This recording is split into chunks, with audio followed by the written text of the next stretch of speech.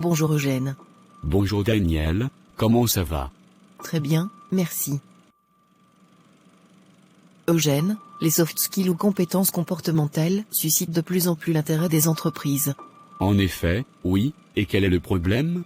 Si je comprends bien, pour être recruté puis être performant au travail, les seules compétences techniques ne suffisent plus. Est-ce bien cela?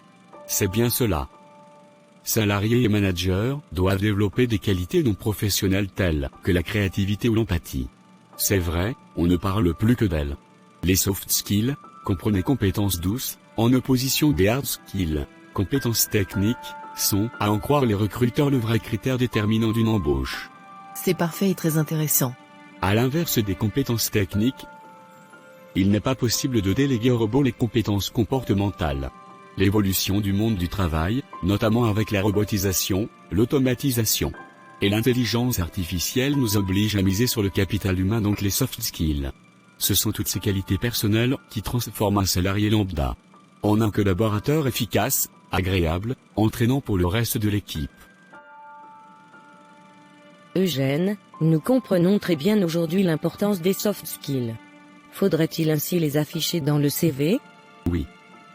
C'est tout simple. À formation et expérience professionnelle égale entre deux candidats, les soft skills font souvent la différence lors de l'embauche. Concrètement, comment est-ce possible? C'est simple. Développeur, chef de projet, designer dans le digital par exemple, les soft skills démontrent le vrai plus d'un profil face aux compétences techniques évaluables facilement. Merci Eugène pour cette présentation. Le CV conserve son objectif principal de présenter un parcours professionnel exposant des compétences opérationnelles et managériales. Les soft skills doivent-elles prendre le dessus? Niveau agencement. Plusieurs possibilités. Soit les placer directement sous le titre de la fonction, soit dans la description de chaque poste, ou bien réaliser un encadré à part particulièrement intéressant pour les résumer. C'est parfait. Il serait dommage de s'en passer. Y a-t-il une autre option pour mieux les présenter? Les mettre plus ou moins en avant dépendra de la capacité à en parler facilement ou non. Pendant l'entretien d'embauche, les recruteurs rebondiront forcément sur ces indicateurs. Quel que soit l'emplacement choisi sur le fond, l'erreur récurrente consiste à se contenter de lister une somme de mots-clés. Eugène, comment indiquer par exemple bonne communication sur mon CV? Il est préférable de préciser « J'ai communiqué sur tel projet avec la direction et cela aboutit à tel résultat ». C'est parfait.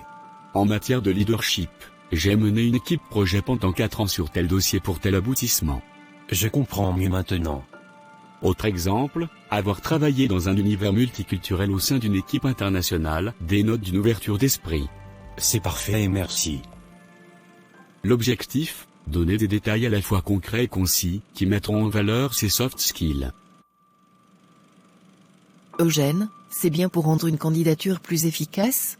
Mettre en avant les atouts, gagner en assurance, être plus à l'aise avec les employeurs et les convaincre lors des entretiens. C'est parfaitement cela dont il s'agit pour valoriser l'image professionnelle du candidat à l'emploi. Valoriser son image pro est un service personnalisé qui permet sur une durée de 3 semaines d'accompagnement.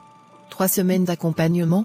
Oui, 3 semaines pour 1. Reconnaître les attentes des employeurs dans le recrutement. 2. L'identifier et renforcer les acquis. 3. Apprendre à les transformer en atouts pour mieux répondre aux attentes des employeurs et pour mieux les convaincre.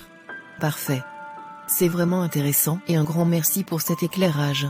Merci de votre attention.